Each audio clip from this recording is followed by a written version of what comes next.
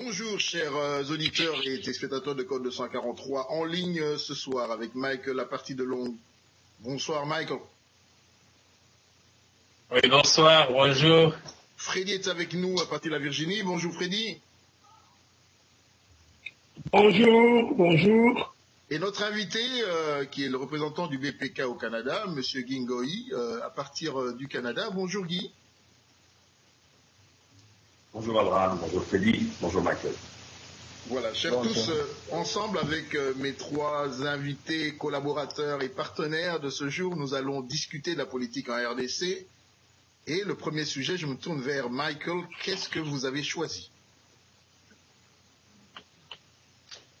Oui, le premier sujet, on voit l'élection au Burundi. Nkurunziza qui s'entête, qui persiste avec ces élections, et les résultats sont en train d'être diffusés pendant que nous sommes en train de parler, et vraiment, on s'est dit vraiment, c'est quelqu'un de terminé. Quelqu'un de terminé? Bon, je sais pas, Michael. Guy, qu'est-ce que tu en penses? Freddy, le sujet est lancé. Ouais, parce que ce que moi je vais constater surtout, c'est plutôt la réaction des Nations Unies, plutôt que de forcer le président sortant à prendre une position qui va ramener la paix. D'autant plus qu'il n'avait pas le droit de se présenter à nouveau. Mais ce qu'ils font, c'est qu'ils sont en train de faire des complices et de dire que tout se passe de façon paisible. Ce qui est faux. Ce qui est faux parce qu'il y a encore des défections dans l'armée, il y a encore des problèmes, encore de sécurité. On ne peut pas dire que les choses sont en train de se faire de façon paisible. Alors, encore une fois, je condamne cette attitude de double langage des Nations Unies, qui d'un côté il souffle le chaud, de l'autre il souffle le froid. Et c'est ça qui amène toujours la confusion en Afrique. Moi, c'est ce que je constate dans cette histoire de Burundi. En fait, Et on peut noter vraiment, comme le dit Guy, il y a comme ces doubles langages, tantôt on condamne Nkurunziza, d'autre part on dit non, allez dialoguer, trouver un consensus. Il devait normalement dire non, Nkurunziza, tu ne dois pas postuler, la conscience est terrible.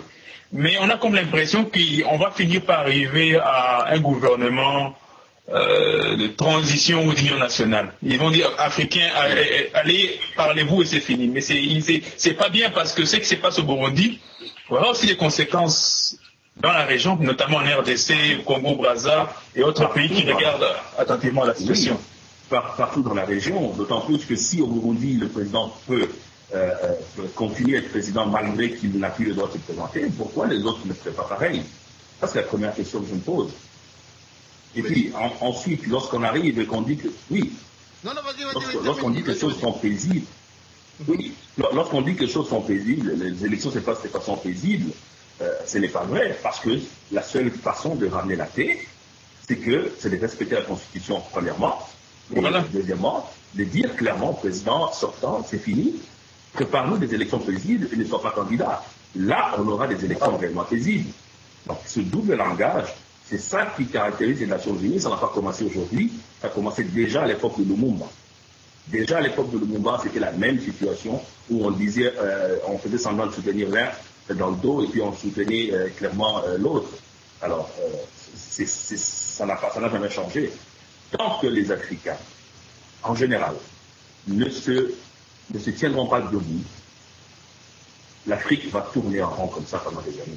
Comment un pays comme ça, qui a été dirigé pendant plusieurs années par un président, dans le respect de la Constitution, on peut aujourd'hui pousser ce pays à revenir vers un gouvernement de transition?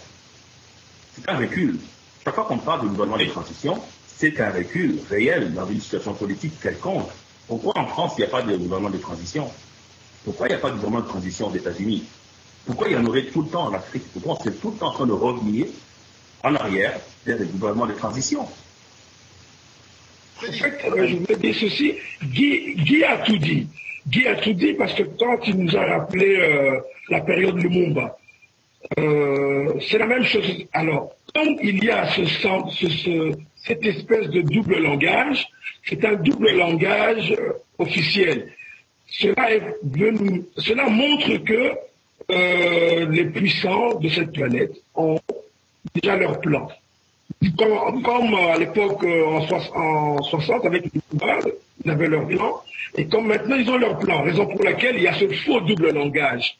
Cela rappelle aussi la période avant le génocide rwandais. Il y a eu un double langage comme ça, il y a eu un laisser-aller. Les choses étaient tellement évidentes, mais la communauté internationale ne voulait pas agir.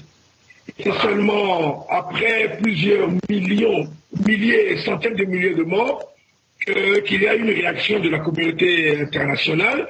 Et là, on connaît la suite, les répercussions au Zaïre, actuellement au Congo. Donc ils ont leur plan. Et ça, on le saura dans les jours à venir. Mais chers amis, pendant que je voulais vous lire là, les résultats qui sont en train de sortir petit à petit, qui montrent que Nkurunziza de toutes les façons est en train de mener au pourcentage, 73%, là on nous dit 73 pour Rwasa, comment ça s'appelle, non, 73% Arutana. Je ne suis pas étonné. Abraham, il n'allait jamais perdre ses élections. Mais oui. Il n'allait jamais perdre ses élections. Donc, s'il s'est entêté, il a tout mis en œuvre, tout mis en place pour qu'il puisse gagner. Donc, ce sont des élections qui n'ont aucune crédibilité. Ce qui compte pour lui, c'est de rester au pouvoir. Et malheureusement, l'attitude de la communauté internationale est décevante parce qu'on voit seulement des déclarations. Il n'y a que des déclarations. Et même ces déclarations sont faibles. Il n'y a pas vraiment... elles ne se font pas accompagner de mesures punitives. Moi, j'ai quand même un souci. Lorsque nous parlons, j'ai l'impression que nous reconnaissons et donnons en fait cet accès ou ce droit à la communauté internationale de nous jauger. Regardons-nous en tant qu'Africains. Parce que la communauté internationale, c'est aussi cette Afrique. Pourquoi l'Union africaine est muette? Vous comprenez que c'est en fait une maladie qui gangrène l'Afrique. Autour de nous, Rwanda, mais Abraham, Rwanda, Burundi, Congo. Oui. Donc vous comprenez que nous sommes dans une logique qui demande à ce que nous, peuple africain, nous Africains, nous puissions nous lever. Le problème qui se passe au Burundi aujourd'hui, mon humble avis, doit être un problème qui concerne les Congolais, de Congo-Kinshasa, du Congo-Brazza, les Angolais, les Rwandais, les Ougandais, tous ceux qui veulent voir un changement dans leur pays. Nous devons aider à solutionner le problème au Burundi. La communauté internationale, mes chers amis, je ne sais pas ce qu'Obama va dire quand il va aller tout à l'heure, comment ça s'appelle, il sera au Kenya. Va-t-il simplement parler des PD ou des gays, parce que j'ai l'impression que c'est quelque chose qu'il veut nous vendre, parce que c'est de réussir ça aux États-Unis. C'est tout ce qui importe. Je crois qu'il y a important, mes chers amis, dans ces analyses que nous faisons, et comme vous l'avez si bien dit, à l'époque de Lumumba, oui, il y avait un panafricanisme, il y avait un Kwame Nkrumah qui existait, il y avait Lumumba, il y avait tous ces grands leaders, les Nasser au nord de l'Égypte. Donc il y avait une volonté, et nous devons recréer cette synergie panafricaniste aujourd'hui et aller au-delà de nos clivages de pays pour trouver une solution globale de l'Afrique qui serait une alternance que nous comprenions, nous, jeunes et moins jeunes, on ne meurt pas au pouvoir à moins d'une maladie, mais bon, on est là pour une alternative. Et c'est à place à quelqu'un d'autre. Guy, tu voulais dire? Je voulais juste ajouter dans cette même lancée de ce que tu venais de dire, c'est que la communauté internationale a réussi à écouter ce panafricanisme. Eux considéraient comme ils ont confondu le panafricanisme avec le communisme. Ils ont tout mis dans le même sac du communisme, ils ont combattu cet ennemi. Vous voyez, ils ont pris pour cet ennemi, ils ont fait un amalgame entre le panafricanisme, c'est la défense de ce qui est d'Africain, de façon globale, avec le communisme. Vous voyez, et il faudrait maintenant, tout ce qui se passe au Burundi ou ailleurs, comme tu l'as dit, ça nous concerne tous. Who's next? Qui est le suivant? Voilà. C'est nous le suivant. Aussi, on peut dire que les opposants en RDC et partout ailleurs doivent voir l'attitude de la communauté internationale et savoir que c'est avec le peuple qui pourront faire que les changements en Afrique pourront venir. Ce n'est pas cette communauté internationale qui fait des déclarations ça et là, mais qui est des déclarations que je dirais inutiles parce que mieux vaut les actes que les paroles. C'est plutôt, donc ils doivent s'orienter autrement parce que même en RDC, j'ai l'impression que même nos opposants comptent beaucoup plus sur la communauté internationale. Alors qu'en ces temps ici, il ferait mieux de sensibiliser le peuple, de le préparer déjà pour éviter que nous, en RDC aussi, que nous ayons ce même type de scénario. Mais cher Abraham, oui, vas-y Freddy. il y a une différence, Abraham. Il y a une énorme différence entre l'Union africaine et le peuple africain. L'Union africaine ne fonctionne pas en fonction des intérêts du peuple africain. L'Union africaine n'est qu'une caisse de résonance des puissants de ce monde. Et il y a une vallée entre l'Union africaine et les peuples. Et logiquement, les oppositions africaines devraient se tourner vers les peuples, essayer justement de recréer ce panafricanisme qui existe toujours de manière embryonnaire, mais qu'il faut maintenant développer. Mais ça a commencé avec les Philippines et les autres que nous avons vus. C'est ça le panafricanisme. C'est des gens qui se disent, nous, on va se mêler des problèmes du Congo, par exemple, parce qu'on veut que les Congolais comprennent. C'est ça, c'est cet embryon dont tu parles, Freddy, qu'il faut encourager. Regardez, la communauté internationale ne laissera jamais, quand ça ne sera pas dans leur intérêt, ils ne laisseront jamais les pays africains se développer. C'est une lutte de pouvoir. Et dans cette lutte de pouvoir, c'est à connaissance égale, comme disait Cheikh Anta Diop, c'est à connaissance égale que nous allons arriver à gagner cette lutte. C'est une lutte de libération. Il faut qu'on comprenne bien. L'économie, tout est globalisé. L'économie dirige la politique maintenant. Donc on ne sortira pas de cette situation tant que premièrement, on ne fait pas l'effort de se développer de façon économique, pour que les gens, parce que quand on n'a pas bien mangé, on ne peut pas bien réfléchir. Ça, c'est un fait, ça a été démontré. Alors, il faudrait qu'économiquement, les pays africains commencent à fonctionner. Deuxièmement, qu'ils se mettent ensemble, qu'ils se tiennent ensemble. Et troisièmement, qu'ils cherchent à se libérer de cette emprise de l'Occident. Ça dure depuis toujours, et ça n'arrêtera pas tant qu'on n'aura pas pris conscience. Déjà, prendre conscience, c'est 50% du travail qui est fait. Alors, il faut maintenant travailler dans cette prise de conscience pour le peuple africain, pour qu'ils comprennent que maintenant les choses doivent changer. Et cette prise de conscience a commencé, on le voit, on l'a vu dernièrement. Et même le président africain, parce qu'eux veulent jouer le jeu avec l'Occident, ils combattent ceux qui sont en train de relier cette prise de conscience. Je te rejoins, Guy. C'est un exemple concret. Oui, vas-y. L'exemple concret. L'exemple concret, on a vu tout récemment, il y a 10 jours, je crois que Mike l'avait bien souligné, le président Sassou Nguesso était reçu en grande pompe à l'Élysée. Puis il est rentré, il a organisé son dialogue. Chers messieurs, regardons la tournure de ce qui se passe aujourd'hui au Congo-Brazza. Ce sont les arrestations massives des opposants. Bref, il est en train également là de se dérouler un tapis qui va le conduire vers un troisième mandat ou un changement de constitution. Mes amis, que pensez-vous de cela? Parce que au Congo, Lambert Mende, on va y arriver, a commencé à reciter l'article 70. Je vous en prie. Oui, c'est ça, c'est Abraham, c'est cette situation que nous avons d'abord vue initialement au Burkina Faso. Blaise Compaoré a tenté de faire la même chose. Vous avez, dans un premier temps, il était calme, il n'avait pas déclaré ses intentions, c'est que c'est plutôt ses lieutenants, comme nous le voyons partout, comme nous l'avons vu au Congo-Brazza, comme nous l'avons vu en RDC, et c'est vers la fin qu'ils arrivent toujours à se prononcer. Je vous rappelle que à ce stade, Kabila aussi n'a pas encore publiquement déclaré ses intentions, mais on le voit déjà à partir des œuvres de ses lieutenants où nous allons aller. Au Congo-Brazza, c'est ce qui s'est passé. Sassou, dans un premier temps, disait non, c'est juste un dialogue, je vais écouter. Donc, il s'est placé comme, disons, un arbitre, il allait écouter les uns et les autres, et puis décider par après. Alors que ce n'est pas ça, c'est un projet qui vise, qui n'a que comme objectif lui accorder encore, je ne sais pas si on peut parler de troisième mandat pour lui, mais techniquement oui, un autre mandat, et tout s'est passé, les résultats nous l'avons, il y aura bientôt un référendum. Nous pouvons déjà prédire quels seront les résultats de ce référendum et la suite. Aucun président africain n'a organisé des élections pour les terres. Ça prend constance. Aucun président africain n'a organisé des élections pour les terres.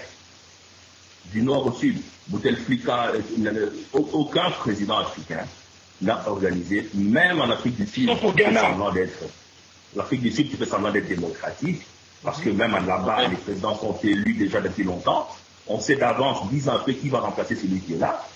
Alors, du nord au sud, aucun président n'a organisé des élections sur le terrain. Ce n'est pas normal.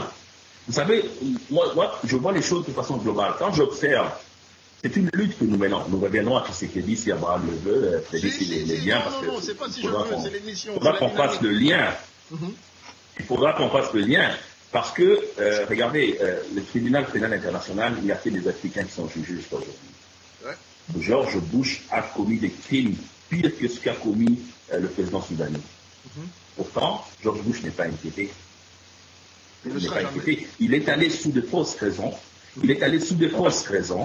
Faire la guerre à un pays souverain, avec des fausses raisons, à causer la mort de millions de personnes, à ramener ce pays à l'âge de la pierre, et pourtant il se balade en toute liberté. Personne ne l'inquiète. Et les Nations Unies avaient voté non à cette guerre, contre la volonté des Nations Unies. Vous voyez, même cette fameuse organisation des Nations Unies, quand vous regardez bien, regardez Kofi Annan. Ce qu'ils sont en train de faire maintenant, ils essaient de faire passer le secrétaire général actuel il va peut-être passer pour l'un des meilleurs secrétaires généraux de l'histoire des Nations Unies, c'est qu'il faut. Il est là, c'est juste un employé des États-Unis. Lorsque Kofi Annan était secrétaire général, on lui a confié des dossiers les plus compliqués pour s'assurer qu'il échoue. Ils l'ont envoyé avec un mandat qui n'était pas clair à régler la crise en Syrie. Est-ce qu'il a réussi à résoudre cette crise? Il est sorti de là, la queue entre les pattes, honteux d'avoir échoué. Il était obligé de venir reconnaître devant tout le monde que j'ai échoué. Là, ils étaient contents de dire, voilà, l'Africain a échoué. Cette lutte est une lutte de libération, chers amis. C'est une lutte de libération. Oui, c'est comme le dit Guy, cette hypocrisie, Abraham, ça soit allé en France. Nous savons le communiqué qui a suivi, on l'a dit. Oui, la France, s'il faut changer la Constitution, il faut le faire d'une manière consensuelle. Donc, c'est un oui. Parce que si on veut dire non, on allait dire non. Écoutez, ça fait plus de 30 ans que vous êtes au pouvoir, parce qu'il fut au pouvoir avant, il est sorti, il est revenu par la force. Laissez les pouvoirs, mais on lui dit non, vas-y, mais fais-le d'une manière consensuelle. C'est un oui. Et on voit aussi, vous avez dit que Mende commence à l'RDC à répéter cet article 70, soit disons que le président en place reste jusqu'à la mise en place, à la remise reprise. Ce qui veut dire, alors que cela est une disposition transitoire, ce n'est pas pour dire que vous devez bloquer les élections, oui, rester au pouvoir autant que vous voudrez, ce n'est pas ça, parce que l'article 73 de la Constitution déjà fixe le délai par rapport à la tenue de l'élection présidentielle. C'était que si vous voyez, les élections doivent être convoquées avant la fin du mandat pour éviter un vide. Ce n'est pas après, on précise qu'il faut convoquer les élections avant. Et ils restent en place. Ils ont eu des années pour préparer cette élection. Ils ont eu des années. Là, ils sont en train de mettre leur énergie sur des choses compliquées plutôt que de régler des choses qui sont plus faciles à régler. Ils veulent partager, diviser les provinces au lieu de mettre l'énergie dans l'organisation des élections, parce qu'il faut nécessairement passer par des élections. Comment allez-vous organiser des élections dans des provinces qu'on vient de diviser, qui n'ont aucune administration, qui n'ont rien? Ça, c'est une façon d'aller vers le glissement. Ça, c'est une façon claire d'aller vers le glissement. On ne pourra pas organiser des élections. Il n'y a pas d'administration, il n'y a pas eu de recensement, il n'y a pas eu de séparation claire des frontières. Comment pouvons-nous aller d'une province à l'autre, je ne sais plus combien, il y en a 26 je crois maintenant, comment allons-nous organiser des élections? Ils sont en train de tout faire, par en avant, par derrière, sur les côtés, partout pour qu'il y ait le glissement. Et c'est là que nous allons directement vers ce glissement. Oui, voilà. On l'a vu avec la loi électorale. Oui, vas-y, Michael, vas-y. Michael, vas-y, on te suit. On l'a vu avec la loi électorale, ils ont voulu introduire cette notion du recensement avant les élections, toujours avec un même objectif, retarder les élections présidentielles. Et on voit encore qu'ils ont ajouté ces élections locales, et on complique. Donc, et vous voyez qu'ils sont en train de faire tout pour qu'il y ait glissement. Mais ce n'est pas le glissement que la Constitution prévoit, n'est pas un glissement préparé de force entretenu par le pouvoir. Et là, ils auront affaire au peuple qui sur base de l'article 64, va sortir pour défendre ses droits, parce qu'on ne peut pas jouer avec le peuple de cette façon. Comme Guy l'a dit, ils ont eu beaucoup de temps pour préparer ces élections. Et même aujourd'hui, il n'est pas encore trop tard. Il n'est pas trop tard pour mieux faire, pour préparer ces élections. Mais lorsque Mende commence déjà à dire non, les présidents peuvent rester, c'est toujours dans cette logique de vouloir bloquer les choses, empêcher la tenue des élections, rester au pouvoir, même contre la volonté du peuple. C'est vrai, indéfiniment, continuer. À propos du peuple. Chers amis, nous avons vu pendant tout le mois de juin, ou près du mai, juin, les Burundais sont sortis dans les rues de Bujumbura, d'une manière régulière. Tous les jours, hommes, femmes et enfants, jeunes et vieux, pour essayer de mettre fin à une machine. Par rapport à la machine prévue par Nkurunziza et son parti, d'autres ont été même plus loin pour dire qu'il faut soutenir un pouvoir Hutu au Burundi. Je crois que vous avez entendu cette justification-là, un peu dangereuse, très teintée de xénophobie, si je peux le dire. Mais on a vu ce peuple sortir, sans armes, se lever pour essayer de faire barrage. Croyez-vous qu'en RDC ou ailleurs, où ce problème est là, le peuple pourra-t-il avoir gain de cause? Parce que la jurisprudence ou la situation que nous avons vécue au Burkina Faso, l'on nous parle d'une main étrangère qui a facilité la sortie de Compaoré, qui l'a exfiltré du pays pour mettre ce que nous voyons comme situation aujourd'hui. Sans armée, sans la volonté de l'armée, sans la volonté d'une force, je peux dire, coercitive étrangère, croyez-vous que la RDC, même en 2016, avec ce peuple, Kabila va-t-il dégager? Parce que, souvenez-vous, il y a eu une petite tentative au Burundi de rébellion qui s'est levée un jour, l'espace d'un 24 heures, et puis plus rien. Hein, il y a eu des déclarations du vice-président qui est en Belgique ailleurs. Oui, vas-y Guy. Guy, vas-y, tu l'as. Pouvez-vous croire aujourd'hui que le président... Oui, le président burundais, là, pouvez-vous croire qu'il a déjà quitté le pouvoir, qu'il est revenu, et qu'il avait fui? Parce que vous savez qu'il était parti, ce monsieur. Il avait fui, il avait quitté le pays.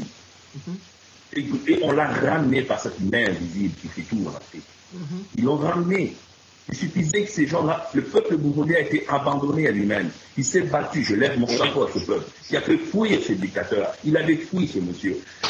Mais la main invisible, cette main occidentale, par un communiqué, a ramené ce président au pays, en ne reconnaissant pas la façon dont il avait quitté le pouvoir. C'est ça qui a ramené ce monsieur au pouvoir. Alors que ça aurait pu amener un élan nouveau pour le Burundais. Ils auraient pu changer de système, changer de pouvoir. Mais ils l'ont ramené encore. Vous savez, au Congo, la situation du Congo est très compliquée. Nous sommes comme un microcosme de toutes les situations dans les autres pays. Elles sont toutes regroupées au Congo. Qu'est-ce que nous avons au Congo? Nous avons des églises et des pasteurs partout, à chaque coin de rue. Nous avons des bars à chaque coin de rue. Ce que les Burundais n'ont pas, c'est que les Burkinabés n'avaient pas, n'ont pas encore. Oui, donc, le Congo, on a des bars à chaque coin de rue. On a une église à chaque coin de rue, et je n'exagère pas, parfois 2-3 églises à chaque coin de rue. On a un peuple qui est démuni. Il n'y a aucun peuple en Afrique qui est démuni comme le peuple congolais. Il y a des gens qui ont un an sans être payés, une année complète. On ne voit pas ces situations dans les autres pays. Comment voulez-vous, quelqu'un qui est impayé, qui n'a pas bien mangé, et les pasteurs lui disent toute autorité vient de Dieu, les bars sont à chaque coin de rue et puis toute la dépravation qui vient avec, où voulez-vous qu'il trouve cette force de se soulever et de chasser un dictateur comme Kabila?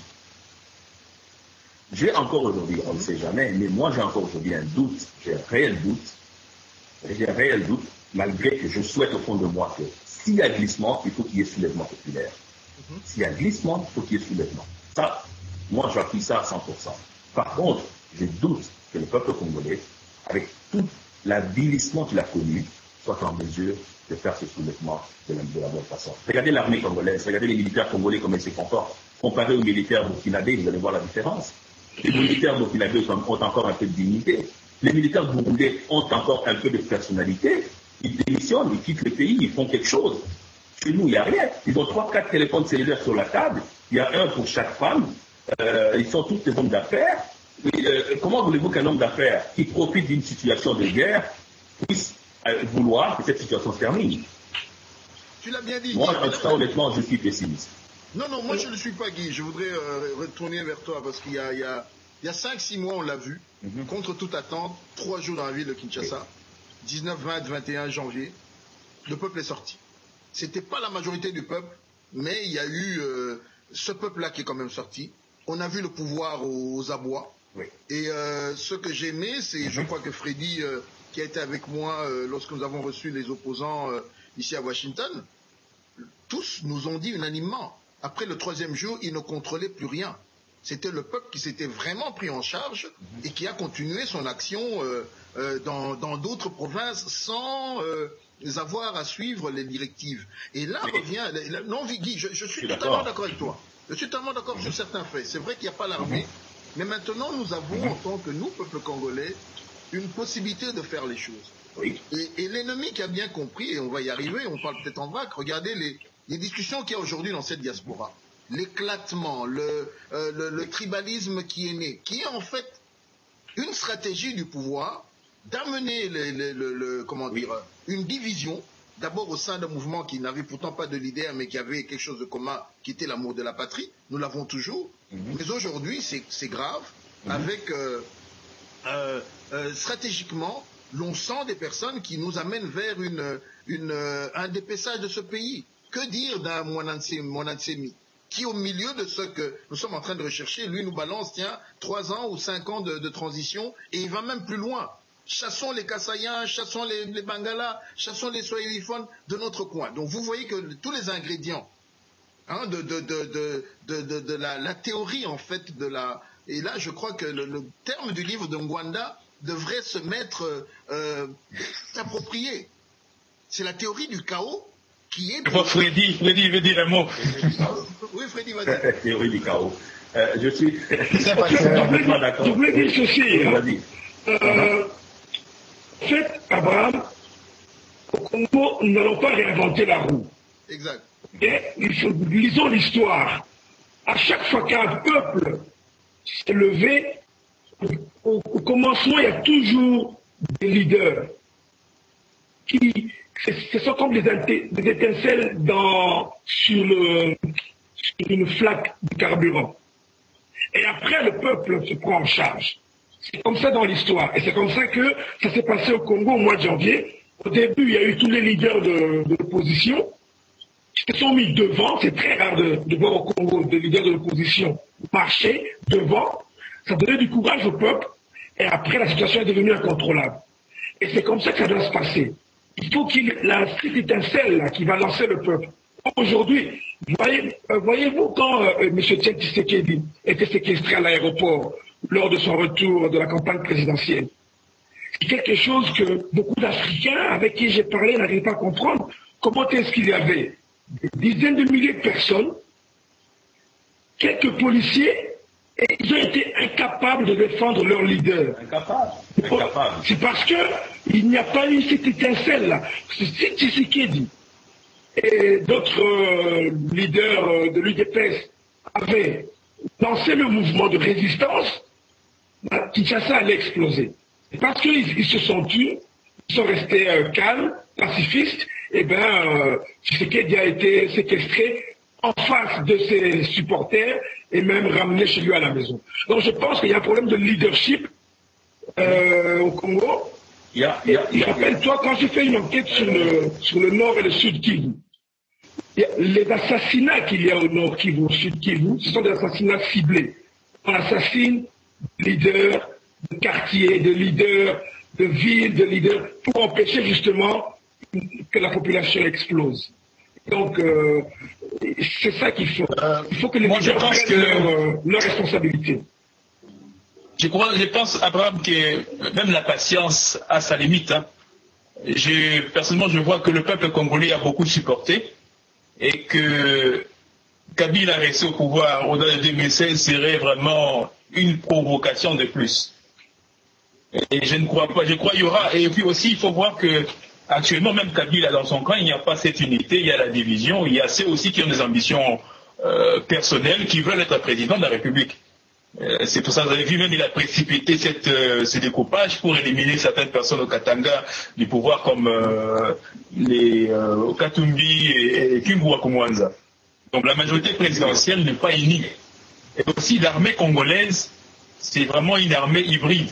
Kabila ne compte pas sur cela, les forces armées congolaises en FARDC, il compte plutôt sur la garde républicaine, une armée qui est plus tribale et plus brutale, comme vous l'avez vu le 28 novembre, avant le 28 novembre, le 26, lorsque Tshisekedi fut séquestré, ils ont tiré à bout portant, ils ont tiré sur les civils non armés pour aucune raison. Les images sont là, on voit des soldats tirer inutilement, alors que la population était juste là pour accueillir la personne de Jean Tshisekedi Wamulumba.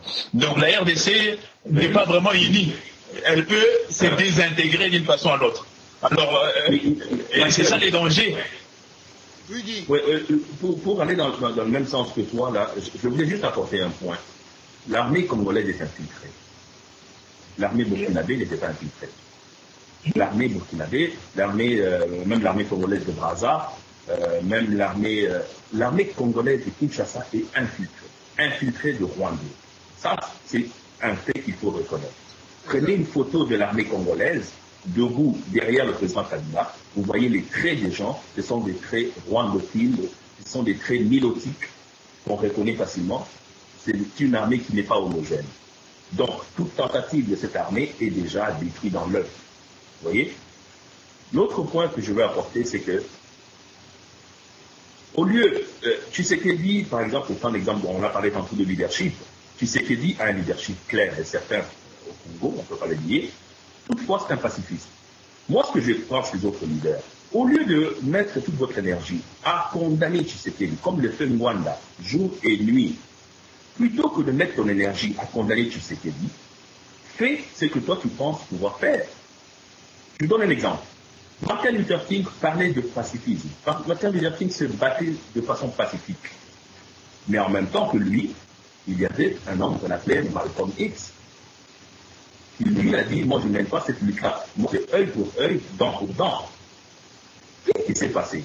L'homme blanc, qui n'aime pas voir le sang de l'homme blanc couler, se tourner vers Martin Luther King pour dire on va négocier, on va écouter celui-là parce qu'il est pacifique, parce qu'il est ceci, il a un bon discours. Donc, s'il y a des gens comme des Rwandais qui disent avoir une cinquième colonne et qui pensent faire profiter le peuple congolais de cette colonne-là, ils peuvent en même temps pousser ceux qui écoutent la voix de la violence vers ceux qui veulent la paix au Congo. Donc, vous voyez ce que je veux dire? Cette affaire de... Michael, pardon, excuse-moi, juste pour finir. Un autre exemple, juste pour démontrer ce que j'ai dit, en Afrique du Sud, pendant que Mandela avait commencé à mener une lutte pacifique, il y avait un certain Mangosuthu Buthelezi qui était en train de faire bouger les choses pour les intérêts des Noirs. Qu'est-ce qu'ils ont fait? La même stratégie. Ils se sont tournés vers Mandela qui condamnait avant pour dire, viens. Ils finissent par déifier ces gens. Ils l'ont fait avec Martin Luther King, ils l'ont fait avec Mandela. Ils arrivent à dire, lui il est bon, lui il est bon. Pour que Tshisekedi qui parle de dialogue, de tout ça, soit écouté, peut-être qu'il faudrait qu'il y ait des gens qui, sous la table, sont en train de faire des soucis pour que ces gens-là puissent se réveiller. En 2011... Pourquoi Nganda ne va pas faire ça plutôt que... Non, mais en 2011, je pourrais dire... cette affaire de... En 2011, j'ai géré Oui, je dis cette affaire de... Vas-y, Michael, je te suis, je parle après toi, vas-y.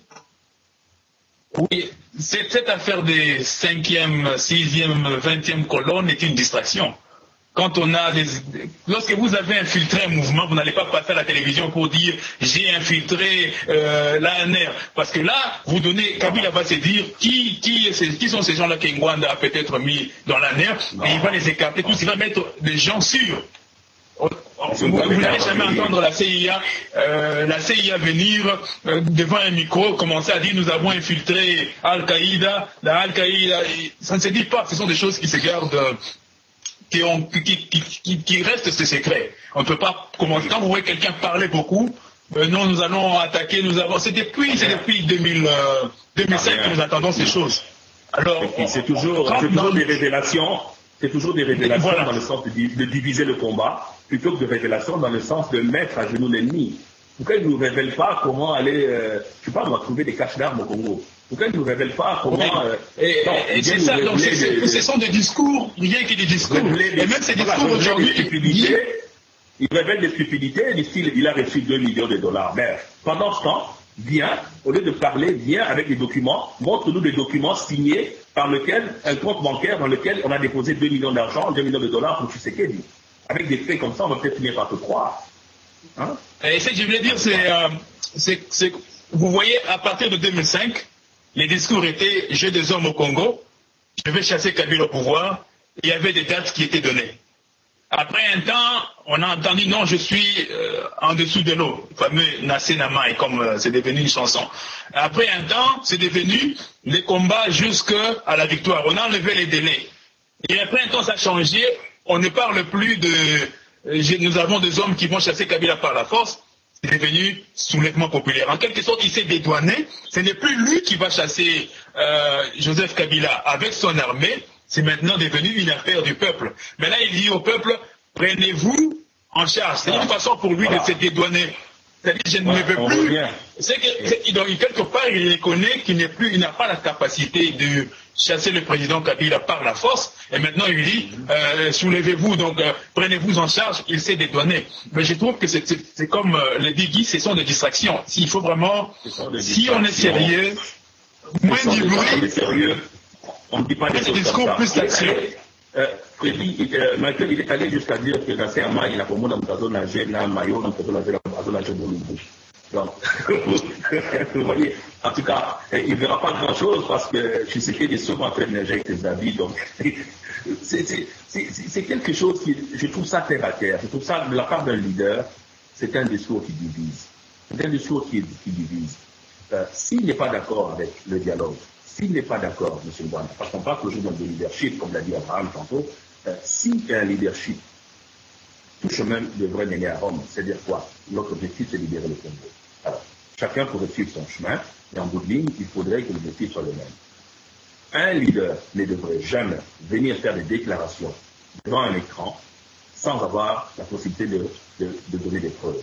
Vous savez, en anglais, Abraham, toi qui vis à Washington, en anglais, on dit responsabilité, on dit responsibility. On comprend? Ça veut dire quoi, ça?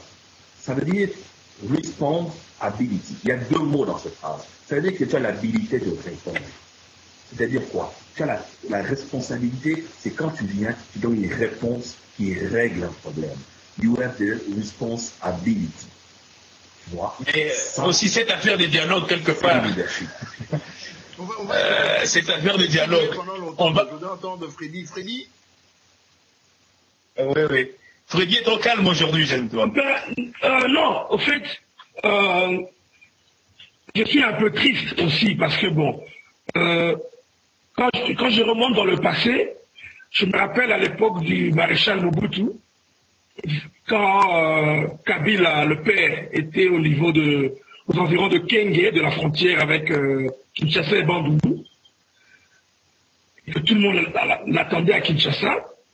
Ben, déjà à l'époque, certaines personnes disaient, voilà, faites attention à cette armée de l'FDL parce que c'est une armée d'occupation. S'ils viennent ici, ça sera pire que Mobutu. Et qu'est-ce qu'on disait à l'époque?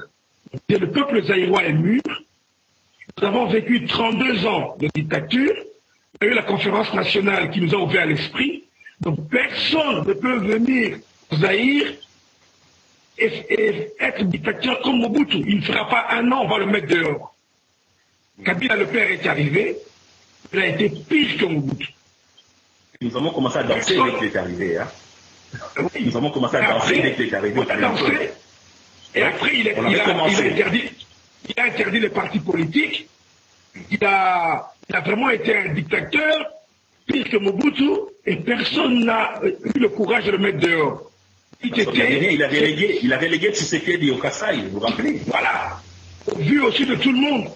Ce peuple mûr, ce peuple qui a vécu 32 ans de dictature, ce peuple qui a eu l'esprit ouvert durant la conférence nationale, a été incapable de bouger. Et ce sont les propres parrains de Kabila qui l'ont assassiné. Son fils prend le pouvoir. Je me rappelle à l'époque, personne n'était d'accord. Joseph n'est même pas passé à la télé. est directement sorti du pays, États-Unis, France, Belgique, et on disait le Congo c'est pas un royaume, Akopandate. Il est là jusqu'en 2015. La seule fois que le peuple s'est vraiment levé, c'est cette année en janvier. Vraiment, il y a eu un soulèvement, au niveau de la capitale en tout cas, un véritable soulèvement. Puisque pendant les élections, il y a eu des petits groupes comme ça, à gauche, à droite, mais dans le mois de janvier à Kinshasa et dans d'autres villes aussi, c'est le seul moment où nous avons vu le peuple congolais se lever, et c'est la seule fois où ce sont des leaders d'opinion qui se sont mis dans l'avant. Et je pense que... Oui. Oui. Ce que tu as dit là, c'est très important. Tu nous as ramené un peu, tu as fait comme un traversage de l'histoire des 20 dernières années du Congo. C'est très bien que tu as apporté ce point-là. Ce que je voulais aussi mentionner par rapport à ce point-là, c'est qu'il y a un problème culturel au Congo. C'est là où nous, notre responsabilité à nous, diaspora ou avertisseurs ou injecteurs de conscience, c'est là que notre travail commence. Nous devons, nous, maintenant, dans ce que nous faisons, comme l'émission que nous faisons aujourd'hui, alerter le peuple, ouvrir les yeux du peuple, parce que c'est un problème culturel. L'histoire que tu viens de raconter là, c'est dit. Il arrive, Kabila. Nous, on dit, on sort de 32 ans. Et qu'est-ce qui arrive? Dès qu'il entre, on commence à danser Palais du peuple. On recommence les mêmes affaires. Animation culturelle, on met des habits avec des photos de Kabila. Et puis, on a recommencé, on a tout oublié. Il y a un problème culturel. Il y a un problème de rapport du Congolais face à l'autorité. C'est sur ça qu'il faut commencer à travailler. Il faut que le peuple congolais comprenne que quelqu'un qui est en autorité, il est en autorité, mais il travaille pour toi, peuple. C'est ton serviteur. Voilà pourquoi cette mentalité de toujours, tout le monde doit être appelé président, tout le monde doit être... Il faut commencer maintenant à dire, nous qui vivons en Occident, nous voyons comment les députés courent après nous ici, ils veulent nous serrer les mains, ils veulent nous faire signer des pétitions, ils veulent ceci. Le rapport entre le peuple et l'autorité, il faut inverser ce rapport. Il faut que le peuple comprenne que l'autorité travaille pour lui et que l'autorité comprenne qu'il travaille pour le peuple. C'est là que notre travail. Notre travail, donc le peuple aura compris ça. Il n'acceptera plus. Le soulèvement populaire sera automatique parce qu'il aura compris que ça ne marche pas. C'est prospère, je n'adhère pas. C'est là que nous faisons. Alors, c'est pourquoi j'espère qu'on aura le temps d'aborder l'histoire du travail des combattants que nous faisons au cours des patriotes résistants. Mais le travail, l'avons-nous fait comme il faut? Avions-nous des objectifs bien précis au départ? Est-ce que nous avons atteint? Est-ce que nous avons fixé les bons chemins pour atteindre ces objectifs? C'est tous ces questionnements-là qu'il faut avoir, nous, dans l'Occident, dans la diaspora, qui prétendons vouloir changer le Congo. Je suis content que tu aies ramené ce point-là, parce qu'il y a, j'ai vu tout de suite qu'il y avait un problème de rapport entre le peuple et l'autorité. Et c'est sur ça qu'il faut travailler. C'est là qu'il faut s'initier pour faire comprendre au peuple que ça ne marche pas comme ça. Ce type travaille pour toi et non pas l'inverse. C'est pas normal qu'il mange et qu'il meure de faim. C'est vrai. Oui, je sais que Guy a soulevé un point capital. Oui, vas-y Michael, vas-y. Un point capital, vous voyez, lorsque on dit en RDC, le président, dont le président de la République, vous voyez que le président, normalement, il est là, il a un job description. Il y a des choses qu'il doit faire. On ne peut pas prendre, lorsqu'il fait quelque chose, on vient lui remercier, merci le président, comme si c'était une faveur. Non, on ne doit pas confondre devoir et faveur.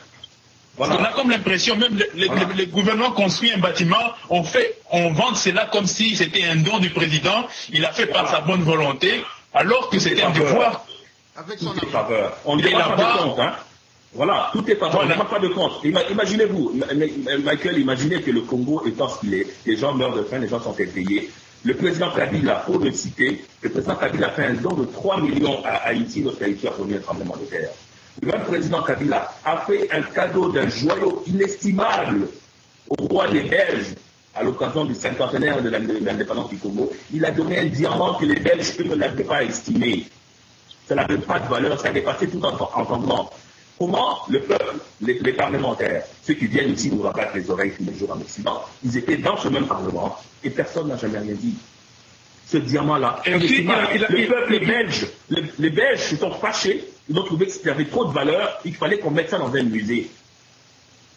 Et il a fait aussi un don au Niger. Quand il y a eu des problèmes au Niger, il avait fait un don de je ne sais pas combien de millions de dollars. Alors, on a comme l'impression que la RDC est devenue un pays, disons, ONG, où tout le monde fait des dons, les ministres font des dons, les députés font des dons, les présidents font des dons et personne ne travaille, donc le peuple, on considère ce peuple comme des mendiants, voilà, on doit les faire des dons.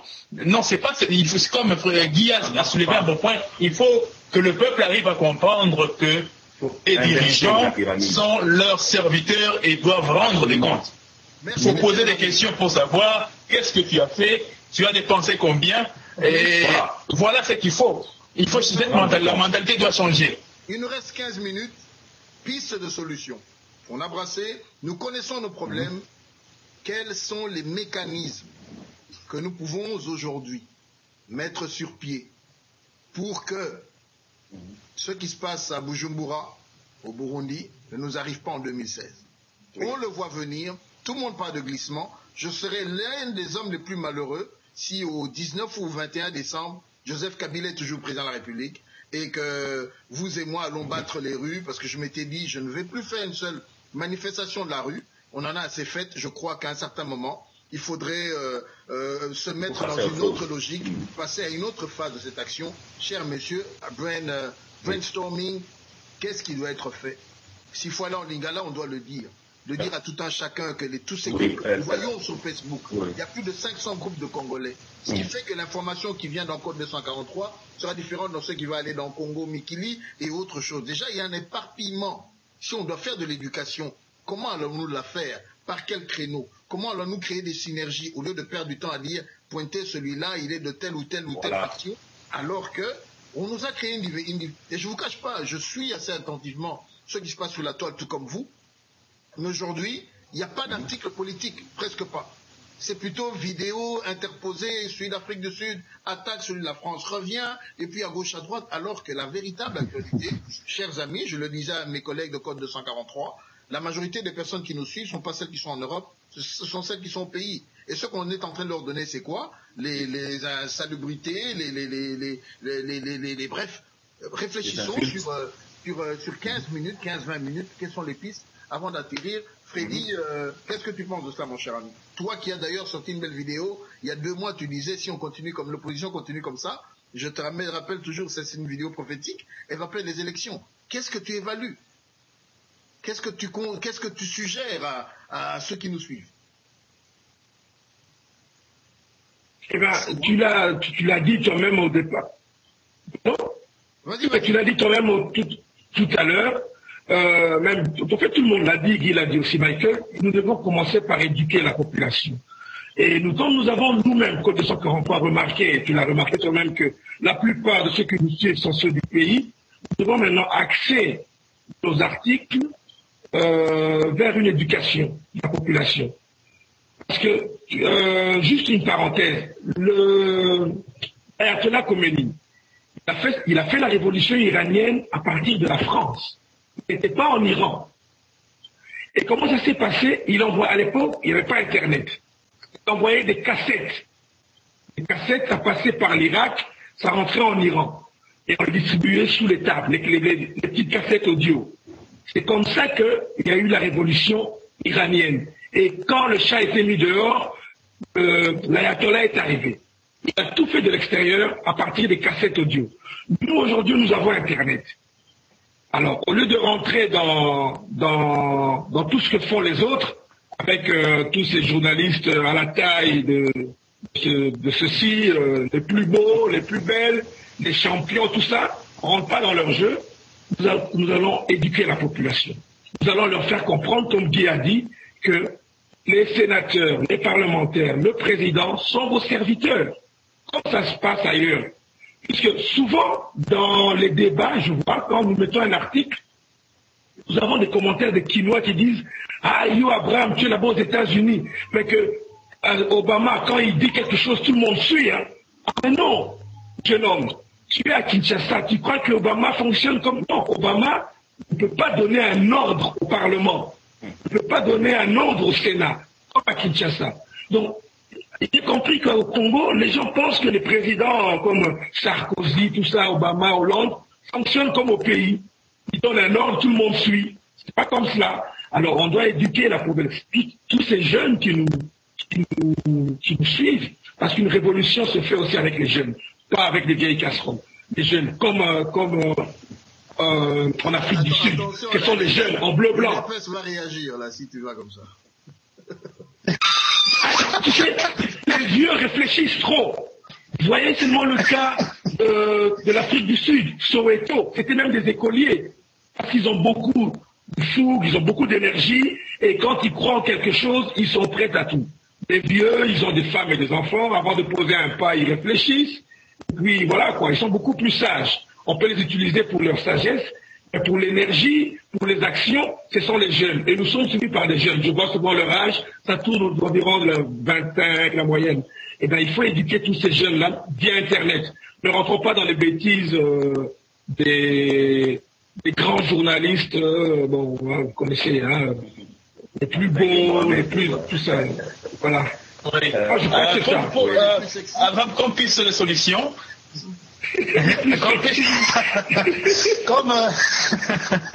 comme piste de solution, je dirais que il faut que le peuple, on a toujours dit, le peuple a les dirigeants qu'il mérite. Pourquoi? Parce que on arrive à tolérer certaines bêtises qu'il ne faut pas tolérer.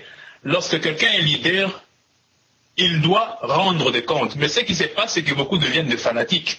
On commence à défendre le leader, même quand il a tort. Et c'est nous qui créons des dictateurs, là favorise la dictature. Vous allez voir un certain leader qui n'écoute plus parce qu'il sait que même s'il est dans l'erreur, il y aura toujours des gens pour l'applaudir. Et c'est ça. On a vu avec Mobutu des gens qui étaient là, les leaders deviennent comme des gourous et les peuples des adeptes, on applaudit, on chante leur gloire. Dans presque tous les partis politiques, vous verrez, on chante la gloire du leader. C'est ça là le problème. Il faut changer cette mentalité. On doit dire au leader, qu'est-ce que tu fais? Qu'est-ce que tu as fait avec ton leadership? Quels sont les résultats de ton combat? Il faut poser des questions. Le peuple ne doit pas être simplement suiviste, là pour applaudir. Sinon, je crois que quelqu'un l'a mentionné ici, les pratiques de Mobutu reviennent. On commence à chanter Kabila tout le temps. Tous les ministres, inclus même les premiers ministres, sous impulsion, j'ai fait celle-ci, sous impulsion du président, le président m'a instruit, le président a dit, j'ai construit ces bâtiments parce que le président, mais tu vas à la toilette à cause du président. Donc, tout devient le président. Et il faut éviter cette mentalité. Grâce au président. Grâce au président. Avec le 12e joueur. Vous voyez que, voilà, c'est cette mentalité-là qui tue. C'est ce qui fait que même si Kabila de plus en plus s'enorgueillisse parce qu'il a des gens qui sont en train de lui dire que tu fais bien quand tu fais des mauvaises choses. Il faut avoir le courage de dire la vérité. Si le peuple congolais, tout le monde commence à poser des questions aux leaders, vous verrez les changements. Vous verrez que le soulèvement deviendra automatique, comme l'a dit Guy, parce que le peuple comprend que le leader est son serviteur et non, il est là pour répondre aux besoins du peuple. Absolument. Monsieur Guy. Je suis d'accord avec toi. Je suis d'accord avec toi, Michael. Ce que je pourrais ajouter, c'est ceci, c'est que Kabila doit partir. Kabila doit partir. Coûte que coûte. Kabila doit partir. Aucun glissement ne sera accepté. Il n'y a rien qui ne doit être accepté. Donc pendant que nous travaillons maintenant, nous devons déjà penser à ce que nous allons faire s'il y a un glissement. Parce qu'il faut être visionnaire. L'erreur que nous avions faite en 2011, nous sommes partis, le président Tshisekedi en premier, parti avec la certitude de gagner les élections. Et il les a gagnées. Pourtant, il n'est pas au pouvoir. Il est parti avec un plan A, et un plan A. Il n'y avait pas de plan B. Maintenant, il faudrait maintenant qu'il y ait un plan B. Il faudrait, mais je crois qu'il a appris, il a tiré des leçons dans son discours. Il n'a pas été long dernièrement. Il a quand même pu glisser que s'il n'y a pas de dialogue, classiquement, il a dit, je mettrai le peuple dans la rue. C'était un message pas adressé à Kabila, adressé à la communauté internationale. Il faudrait comprendre, le frère, que Tshisekedi lutte contre la communauté internationale. Nous luttons, vous et moi, et tous ceux qui luttent dans ce combat, contre cette communauté internationale, qui est derrière Kabila. Il a soutenu, il a mis la place Kabila. C'est vrai que lorsqu'ils verront que ça ne marche plus, ils vont chercher quelqu'un d'autre à installer. Mais entre-temps, nous allons continuer à lutter. Alors, nous, en tant que diaspora, premièrement, comme on l'a dit, clairement, Kabila ne doit pas être là, Kabila doit partir. Tout est clair. Deuxièmement, nous devons nous organiser, nous devons nous structurer pour que notre message soit plus clair. Nous sommes dispersés. Pendant longtemps, nous avons laissé ceux qui voulaient d'un combat terre à terre, mener ce combat. Aujourd'hui, nous avons compris que nous n'étions pas sous le même pays, mais en fait, il y avait plusieurs pays. Donc il y a plusieurs combats et nous ne sommes pas forcément tous dans le même pays.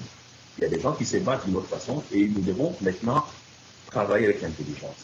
Nous devons élever notre intelligence au niveau de ceux qui veulent des glissements, élever notre intelligence au niveau de ceux qui veulent que Kabila reste pour que notre combat soit à leur niveau. Donc, j'entends votre message, l'unité, structurer le combat. Il faut le structurer maintenant. Quand on intervient dans le pays, il faut que nous arrêtions de dire on est bien beaucoup et tout ça. Ce n'est pas comme ça qu'on va fonctionner. Ce n'est pas question d'avoir forcément un chef. C'est question d'avoir un représentant. C'est question d'avoir des gens qui peuvent amener un message clair, une alternative claire. Parce qu'on l'a vu, c'était dit à quoi, 83, 84 ans, il faudrait, si lui n'est pas en mesure de continuer ce combat, il faut qu'il y ait des leaders dans l'Occident qui viennent avec un message clair, avec une alternative claire, pour être des remplaçants valables face à Kabila et sa structure qui est bien organisée. Donc, moi, je crois qu'il faudrait, comme on l'a dit tantôt, éduquer le peuple, premièrement, continuer à travailler pour lui dire qu'il faut inverser les valeurs. Si les représentants travaillent pour lui et non pas l'inverse. 2, structurer notre combat avec des messages clairs et des objectifs bien clairs. Pas beaucoup, très peu d'objectifs clairs, atteignables. Comment est-ce qu'on va y arriver? Là, nous sommes dispersés dans des futilités, des Balouba, des Bangala, des Sesti, des Baliakamboa, Baliakasoso et tout. C'est une distraction. Nous devons structurer le combat. Et c'est pour ça que moi je me bats en ce moment, c'est que le combat soit structuré, pour qu'il y ait des objectifs, qu'il y ait une charte qui unit les combattants, au lieu que Moukassal et Loko, il n'y a rien de prévu. Chacun a le droit de faire ce qu'il veut. Pourquoi quand quelqu'un fait ce qu'il veut, on sort pour le condamner, pour dire ceci? Mais il n'y a pas de charte, il n'y a rien. J'ai le droit de faire ce que je veux, j'ai le droit de dire ce que je veux. Et s'il y avait une charte, les personnes qui sortiraient de la charte s'exclueraient automatiquement elles-mêmes. Donc, je crois qu'il faut structurer le combat. Moi, pour ma part, c'est ce que je pense qu'il faut avoir comme apport dans ce combat. C'est structurer le combat, éduquer le peuple et avoir des objectifs clairs et atteignables. Donc, voilà. En tout cas, chers amis, j'aimerais nous inviter, d'abord nous quatre, comme nous sommes là, à mettre en pratique ce que nous avons dit. Vous savez, il y va comme j'ai aimé ce mot que j'ai appris aujourd'hui, responsabilité. Donc, to respond with ability, or ability to respond. J'ai vraiment aimé ce mot que je retiens d'ailleurs, qui risque d'être le titre peut-être de cette émission, parce qu'il est important. Il est important, chers amis, lorsqu'on voit l'histoire, nos parents dans les années 60, lorsqu'ils se sont rendus à Bruxelles, il n'y avait pratiquement pas d'universitaires au milieu d'eux. Pour pouvoir arracher cette indépendance politique qu'ils ont eue. L'économique, ils n'ont pas su la discuter, peut-être parce qu'ils n'en avaient pas les moyens. Lorsque je vois les images de nos parents être interviewés, de ceux qui ont été ministres aux premières heures, bon, vous savez, il y a à boire et à manger, mais au moins ils ont essayé de faire ce qu'ils ont avec les moyens. Or, aujourd'hui, vous et moi parlons plus d'une langue internationale, en plus du français c'est l'anglais, d'autres l'allemand, d'autres le néerlandais, l'espagnol, que sais-je, d'autres le mandarin. Bref, il est important, comme nous ne cessons de le dire, que le temps de l'analyse, le temps de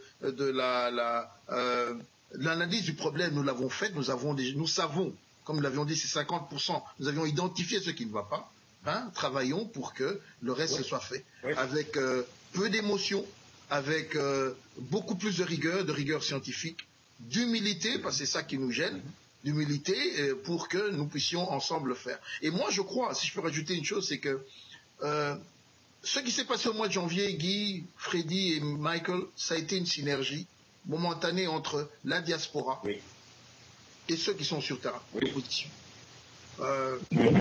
Travaillons pour que cette opposition garde une certaine unité.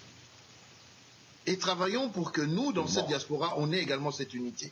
Si eux ont leur unité de base de l'autre côté et nous la nôtre, à ce moment-là, on peut ensemble s'asseoir pour mettre la machine en place et avancer. Je me souviens, la preuve d'ailleurs de janvier, ça a été quoi? Nous qui vivons dans l'étranger, nous avons la maîtrise des réseaux sociaux, nous avions contribué à aider le travail qui se faisait sur terrain. Et l'une des raisons a été laquelle le pouvoir nous a coupé d'eux. Plus les SMS ni autre chose. Donc, si nous n'avons pas compris cela, si nous n'avions bien oublié, parce que c'est vrai, il y a eu ce qu'il y a eu, je crois que l'heure est au regroupement. Ça, c'est un message que je lance, vraiment, l'heure est au regroupement. Il y a eu un mois, je crois que le message est sorti assez clair. on n'a pas accepté une certaine manière de voir les choses, eh bien, que ce combat change. Parce que lorsque je vois les images, Guy, on n'a pas eu le temps d'en parler, de Chouchouna et d'autres dames qui se font molester, c'est du lumbe-lumbe que nous avions accepté, du mouetté-mouetté, qui aujourd'hui a laissé... Absolument. A conduit à des Absolument. D'ailleurs, je veux juste profiter pour vous dire un mot là-dessus, parce que ce qui s'est passé, tu fais bien de faire le lien dans la carte chouchou, tout ça, parce que longtemps nous avons accepté des pratiques inacceptables. Vous savez, nous avons accepté que le Congolais verse le sang du Congolais. Ça ne doit plus se faire comme ça. Nous avons, sous des raisons des combattants, voulu faire couler le sang du Congolais. C'est inacceptable. Nous ne pouvons pas parler de deux côtés de la bouche. Tu parles d'un côté d'une chose et tu parles d'un côté d'une autre chose.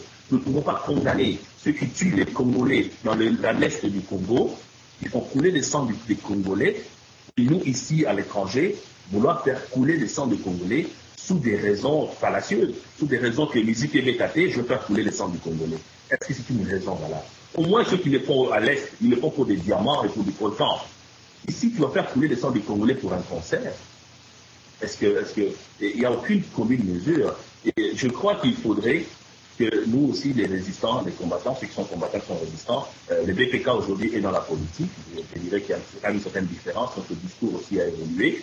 Mais je crois que le conseil que je donnerais à ceux qui sont encore dans le Lumbe, c'est vous faites couler le sang des Congolais. Assurez-vous que les raisons pour lesquelles vous le faites soient les bonnes raisons. Vous n'allez pas faire couler le sang d'un Congolais parce qu'il fallait y a des familles. Ce n'est pas une raison. Structurons le combat. Condamnons les antivaleurs. L'affaire Chouchouna est un cas probant d'antivaleurs. C'est-à-dire quoi? Des gens qui pensent qu'il est mal, ils savent que c'est mal, et ils s'en vantent, ils font des vidéos pour s'en vanter, et des gens clament qu'ils sont des antivaleurs. Nous, combattants, nous, résistants, devons sortir de ces antivaleurs. Nous faisons des vidéos, nous menaçons des gens, nous menaçons de faire couler le sang, et puis il y a des gens qui cliquent des likes, il y a des gens qui acclament, nous traitons d'autres personnes, d'autres tribus de ceci ou de cela, il y a des gens qui likent, ce sont des antivaleurs. Un vrai défenseur du Congo n'est pas dans les antivaleurs. Ça, c'est un message clair. Il faut désormais que les gens comprennent que plus personne ne soutiendra toute personne qui va menacer de faire couler le sang du Congolais pour des raisons, quelles que soient ces raisons d'ailleurs, des raisons qui ne sont pas évidentes. Voilà. Freddy, Michael, Guy, je vous remercie. Tellement, je sais qu'il y a tellement à dire, chers téléspectateurs, nous allons revenir parce que vous comprenez que c'est l'amour du Congo qui brûle en nous, qui fait que nous nous disponibilisons pour passer ce temps ensemble. Je sais qu'il y a plusieurs sujets. Que dire de ces images que nous avons toutes vues cette semaine de l'église du pasteur Kiziamina être complètement vidée à Bruxelles? Je veux bien, il y a peut-être des raisons derrière, mais mes chers messieurs, vous avez posé cet acte. Si les responsables de l'église portent plainte contre vous, ça va être la prison ou bien ça va être... Bref, changeons, évoluons, menons un combat, comme l'a dit mes chers confrères, un autre combat. À ce moment-ci, travaillons dans l'unité, dans la synergie avec ceux qui sont sur terrain, et je crois qu'à ce moment-là, nous serons vus comme étant responsables. Parce que c'est aussi cela. Vous savez, lorsque vous ne venez pas avec une représentativité et même une responsabilité, c'est le terme, par rapport à oui, vous devenez dangereux. Venir avec un message anti-peuple pour dire, ben voilà, dès qu'on arrive, il y a ceci, il y a cela, les gens vous regardent en se disant, mais attention, là, il y a danger. Donc, je crois que nous devons apprendre à mieux gérer cette colère qui est en nous, cette rancœur, la capitaliser dans des actions concrètes. Oui. Michael est là, il est avocat. Oui, je vais d'ailleurs ajouter quelque chose, toujours dans le thème de responsabilité. D'ailleurs, j'espère que l'émission va s'intituler La responsabilité des résistants. Parce que dans Spider-Man, moi je me rappelle, je suis allé voir le film Spider-Man 1 avec mon fils. À la fin, il y a un message fort. À chaque pouvoir correspond une responsabilité. Si nous, résistants combattants, prétendons avoir un certain pouvoir, celui de bloquer des concerts, de faire ceci, de faire cela, sachant qu'il y a une responsabilité qui vient avec. Nous devons être à la hauteur de cette responsabilité. Ça, c'est très important. Nous devons, à chaque pouvoir, qui pense avoir un certain pouvoir, tu as la responsabilité. Ça s'applique à tous. Kabila pense avoir le pouvoir au Congo, il a la responsabilité d'assurer que le niveau de vie du Congolais est à la hauteur des richesses que le Congo a, dont le Congo récolte dans son sous-sol. si vous pensez avoir une certaine autorité, un certain pouvoir, ben, montrez-nous la responsabilité qui vient avec le pouvoir. C'est ça la question. Voilà. Michael, à vous tous 2 minutes, à Michael, 2 minutes à Freddy avant qu'on arrête. Oui, c'est comme Abraham, vous l'avez signé, Guy aussi, il faut la responsabilité. Je crois, Gandhi dit, be the change you wish to see. C'est-à-dire, le changement doit commencer par toi-même.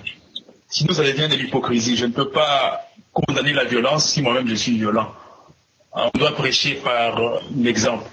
Par exemple, donc c'est ça. Et c'est la meilleure façon d'être différent de l'ennemi. Sinon, on se ressemble.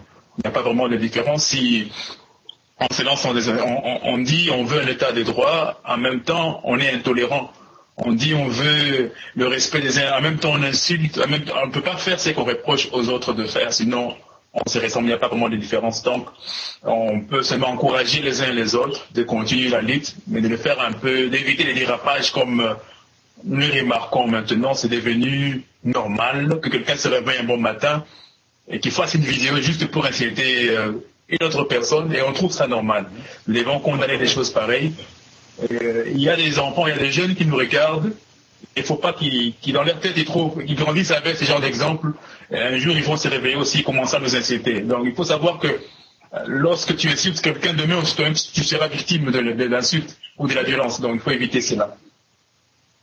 Oui, ben écoutez, je voulais dire ceci, c'est que en 2016, Kabila doit partir, il doit absolument partir selon la Constitution. Il faut qu'il parte. Et je voudrais dire aux Congolais, je te rappeler d'une chose, un dictateur n'organise pas les élections pour les perdre. Il faut que cela soit bien ancré dans leur tête, ils doivent bien intérioriser cela. Deuxièmement, comme il y a une deuxième école qui dit que le Congo est envahi, eh ben, l'envahisseur, l'occupant, n'organise pas les élections pour laisser le pays aux autochtones. Il faut que cela soit aussi bien intériorisé par les politiciens et le peuple congolais. Et en fonction, réagir, et agir et réagir. Donc, ceux qui ont la base d'amato, il faut la koyoka, bayoka, comme on dit chez nous. La responsabilité des uns et des autres, les pacifistes, vous avez une responsabilité. Ceux qui ont l'habilité de répondre d'une autre manière, cette responsabilité vous incombe. Voilà, chers amis utilisateurs de Code 243, c'était pour nous un honneur de recevoir Guy Ngoï, que vous allez, j'espère Guy, pourra reprendre à nos invitations hebdomadaires de manière régulière, avec plaisir. Et là, nous lançons également un message à tous ceux qui sont là dehors. Vous voyez bien que nous sommes 4 messieurs. Mesdames, c'est pas qu'on ne vous aime pas. Manifestez-vous, vous serez les bienvenus sur ce plateau pour qu'on puisse discuter avec Freddy, avec Michael, des sujets d'actualité. Voilà. Je voudrais vous remercier et vous demander de nous contacter par email. Vous avez notre adresse email, newscode243@gmail.com, ou bien tout simplement, nous vous envoyons un message soit sur notre website ou sur l'une de nos pages Facebook. Nous rappelons que la radio est toujours en gestation de lancement, parce que nous espérons que plusieurs d'entre vous vont se manifester. Sachez-le, nous refusons d'avoir avec nous des partenaires qui vont venir avec des petits noms d'oiseaux, hein, comme Freddy, on aime bien le dire, pas les plus beaux ou les plus sexy ou ceci, cela. Nous voulons faire les choses différemment, selon les standards. Nous ne voulons pas une radio de la haine, nous voulons une radio qui éduque, une radio qui sensibilise, une radio qui amuse aussi et qui informe. Donc c'est ouvert à vous, mesdames et messieurs là dehors, même jeunes et moins jeunes. Appelez-nous, contactez-nous, c'est pour bientôt, voilà. Chers amis, je vous remercie pour votre disponibilité et vous souhaitons un bon week-end. On se tient informé. Comme nous l'avons dit, que Dieu nous aide dans l'unité, on va l'avoir. Merci, au revoir. Merci, au revoir. Bye.